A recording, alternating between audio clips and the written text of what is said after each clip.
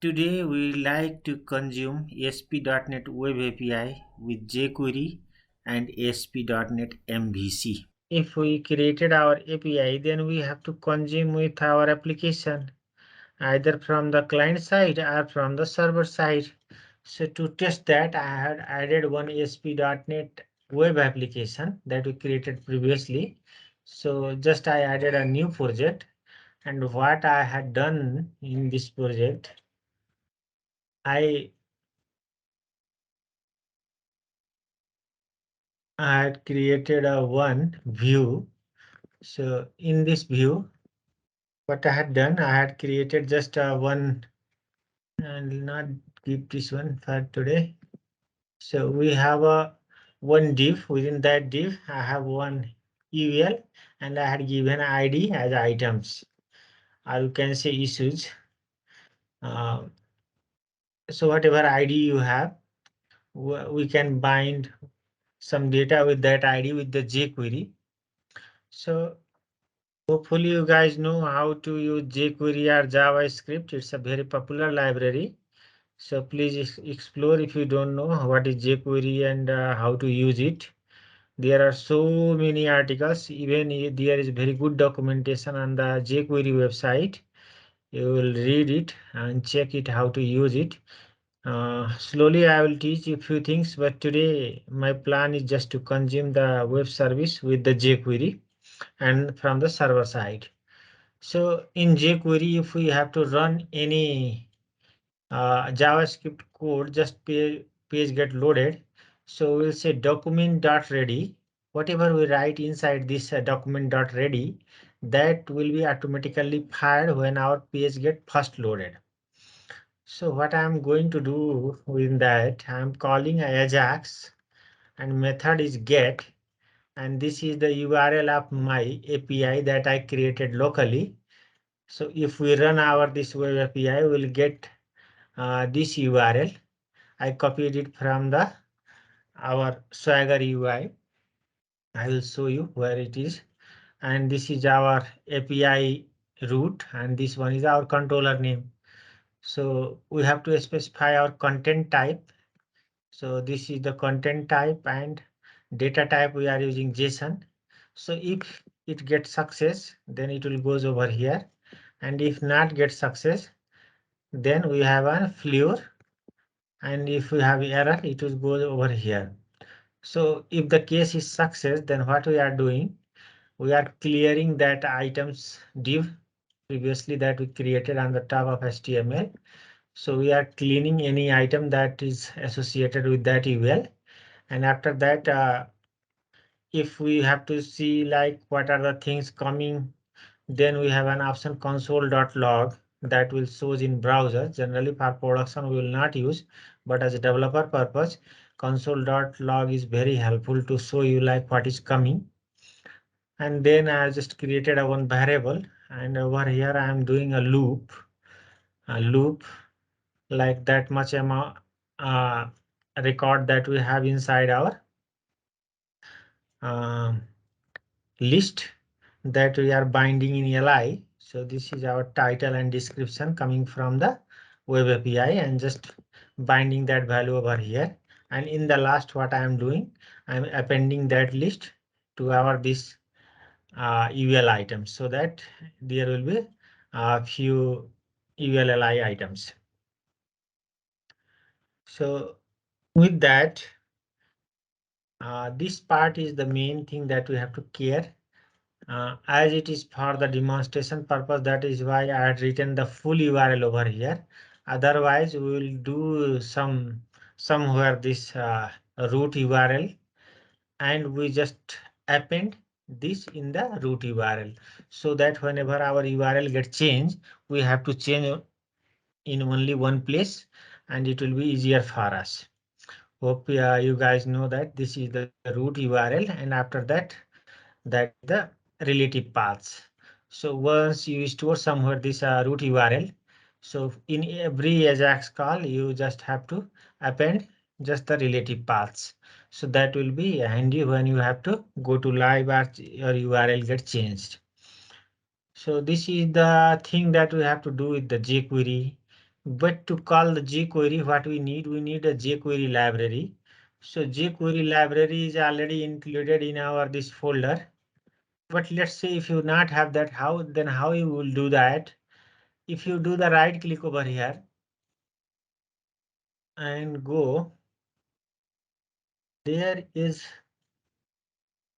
client side library. Look, we have a tool, client side library.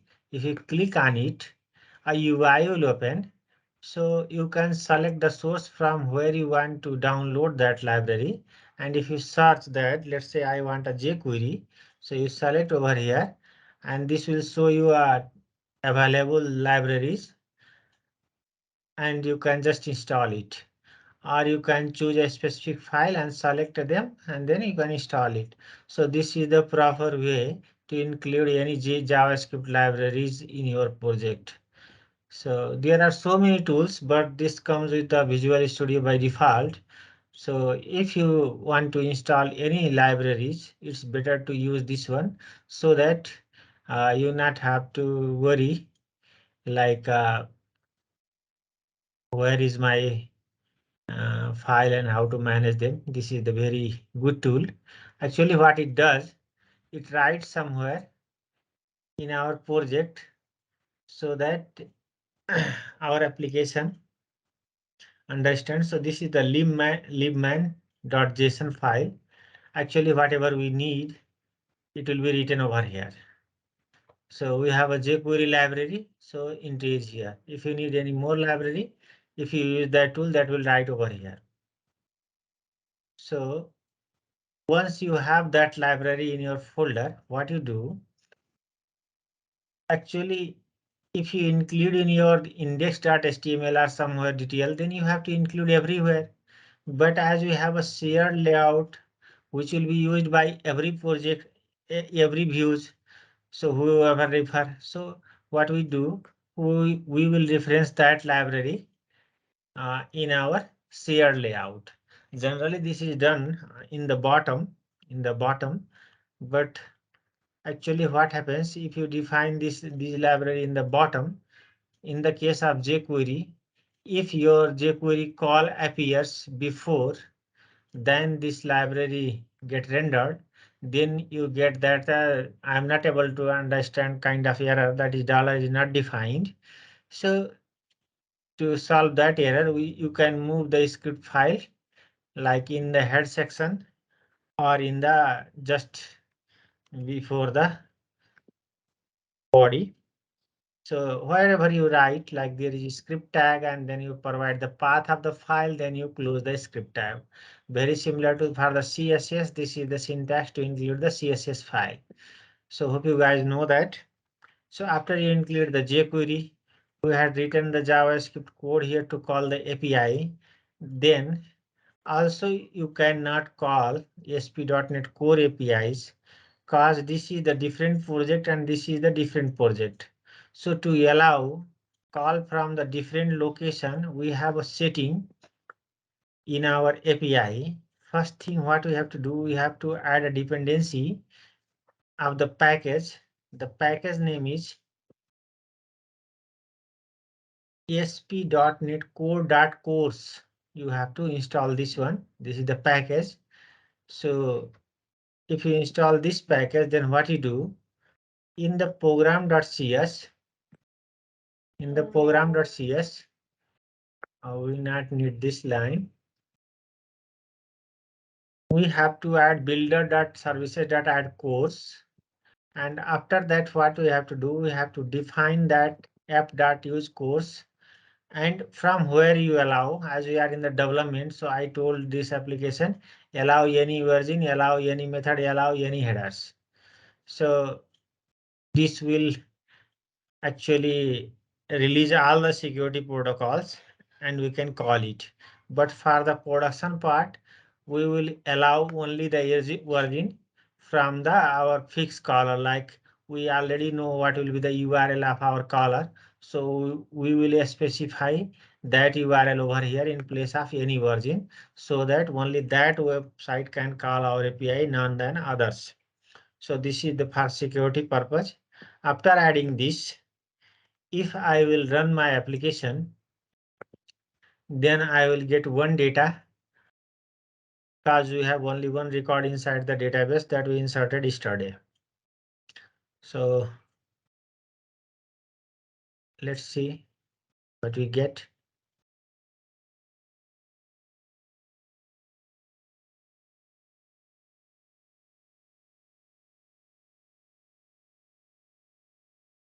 So actually I'm running our both project, API project and application project. That is why two browsers are open. When I started the debug, I will show you how to configure that. So you can see I have one record and that is added over here. To confirm that, if you open this inspect and we go in console, and again if I will do a refresh, then I will hit a breakpoint in the JavaScript. As I had written the debugger. To debug the JavaScript, we have to write some one keyword, that is debugger. So whenever you write and if you open this developer console, then you will find it will hit over there, and then we can inspect very similar to the C#, like what are the values coming. So this API is running. Here also we can do the step by step with F10. So we are able to get and appended the things. So it's all done. If I will press F5, then everything is done. So this is the way, like we get the data from the API with the help of jQuery, and it's very helpful, guys. But what we have to do, let's add one more data, as we already have a Swagger UI. So with the Swagger UI, I will add one more data. So I will say title 2, and I will say title description, and I will say this is the value of 2 and this is the value 1, and we will say execute. So it will add one record inside the database more, and after that if I will do the refresh over here, I will get 2 record. So as you have a debugger, it will again going to invoke that, but with this time we will not doing the debugging. So we got 2 records, and we had written the console.log. So you can see console.log is doing the log that we are getting the data from the call. So which code is doing that? If you go in our index, we had written console.log. So this is very handy, guys. But once you finish your debugging part, development part, we always have to remove this console.log. Otherwise, it will have a performance issues in your application. So this is for the development purpose. And how you can see the data just in the console with the help of that console.log. So whatever thing you want to just if you not want to debug, so you quickly just do the log and you can check.